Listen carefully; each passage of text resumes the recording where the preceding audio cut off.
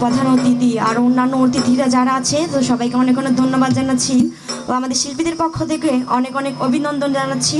আমি লিমা।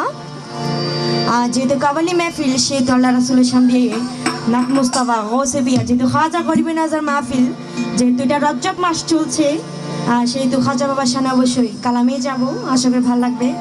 তো প্রথম শুরুতে নাত মুস্তাফা দিয়ে শুরু করছি, আশা করি ভালো লাগবে। শুকরিয়া।